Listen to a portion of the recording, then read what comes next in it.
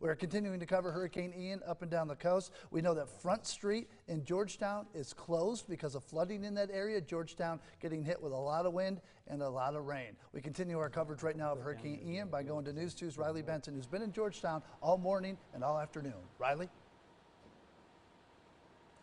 Yeah, Brennan, we're seeing some of the heaviest rain and wind we've seen here in Georgetown at this point, really coming down in sheets. I want to give you a look at this wind that's over here, that we're at the Baymont Hotel in Georgetown. You can see the wind, really just the effects of it on these trees. You can see the rain, the sheets of rain coming from behind us here, coming off of just through those trees. Now, the fire department here in Georgetown is here for the second time now. The power is going in and out. We hear the fire alarms going off. Take a look at this right now. Look at this wind blowing these trees, this rain coming through here. This is what we've seen now maybe for the last half hour. This is certainly the heaviest rain and wind that we've seen here in Georgetown at this point. We do know that Ian is getting closer to our location here in Georgetown, but that rain, that wind is some of the heaviest we've seen in our area.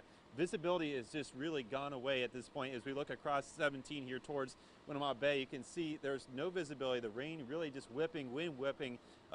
Nobody's really out on the streets at this point. Hard to see anything. The Great PD River, we've seen some high waves, we've seen some white caps off to our left, but really seeing some of the most significant impacts from this storm that we've seen all day. We've been out here since about 8 o'clock this morning, kind of monitoring conditions. But again, we're seeing the heavy rain, we're seeing the wind. Rob and Josh have been telling us about it all morning. This is what we've expected in Georgetown County as this storm is getting closer to us. Of course, we're going to continue to follow things here in Georgetown. Right now, there's a state of emergency that's declared for the city of Georgetown. Officials asking you not to leave your house if you don't have to. That way, first responders can dedicate any calls to what's actually needed here. Certainly not wanting to go out and rescue people who are getting stuck in any potential flooding. I can tell you, we went downtown Georgetown. There was amount of debris all over the roads, branches, leaves, things like that being blown around by this. Again, if you don't have to go out, don't go out. We're seeing some of the heaviest conditions, wind and rain here in Georgetown right now. We'll keep you updated as we see more coming through and as Ian gets closer here to South Carolina's coastline.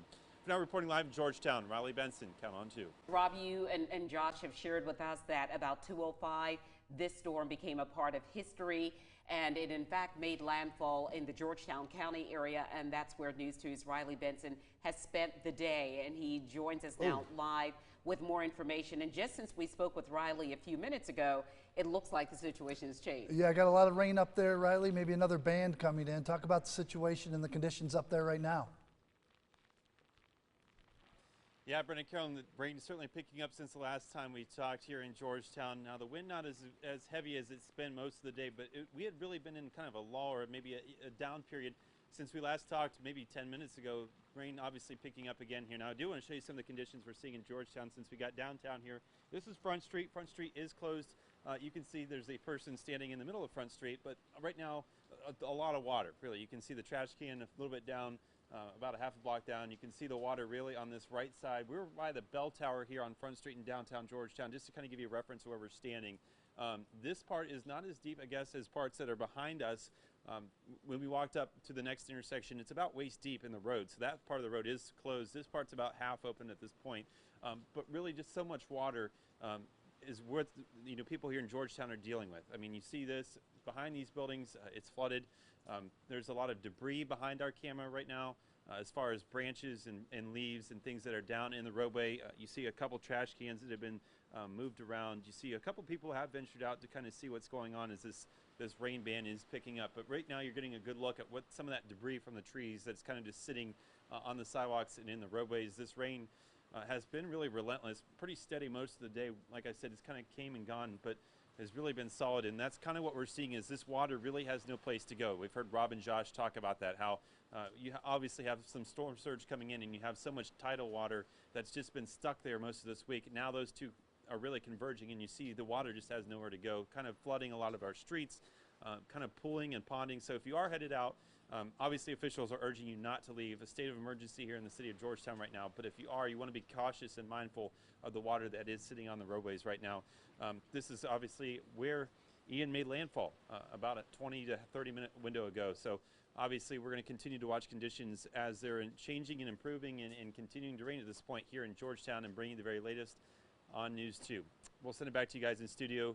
Reporting live in Georgetown, Riley Benson, count on 2. We want to go right now to the area where Ian made landfall. That was declared again just about 2:05 this afternoon. That's where News 2's Riley Benson is right now. Riley showed us pictures, images, video throughout the day of how the conditions looked in Georgetown. And Riley, we know that you've moved to downtown Georgetown. Tell us where you are. Yeah, Carolyn, that's right. We're here on Front Street in downtown Georgetown. We'll talk about the conditions in a second, but I want to bring in John, who is a resident here in Georgetown, about a block from where we're standing now. John, this is where the official landfall of Ian happened about 2:05 this afternoon. You know, what are your thoughts? You've been out here clearly. What are your thoughts? It hit at high tide and it's wet. The wind was a little rough this morning. It was a little rough overnight. Doesn't appear to be too much damage, but the water's really high because of where the tide is. And the good news is, thankfully, high tide was around 1:11 here, so hopefully with the tide going out, that means the water is going to go out because we have a few more hours of this rain. I know in my backyard, it's a bit of a pond right now, but no danger to my house or anyone around. That's the good news. You know, John, we were watching this. Obviously, Ian was a Category 4 when it impacted Florida, and it was a tropical storm, and then it re-strengthened to a Category 1 hurricane. How concerned were you? I know you said you were out of state and came back to prepare for it. We wanted to be here. We live in an old house, and we wanted to make sure it was proofed as well as we could. We actually got really lucky because our house had a 70-year-old roof on it, and it just was replaced 2 weeks ago. So we're very lucky in terms of our timing. It was leaking badly before.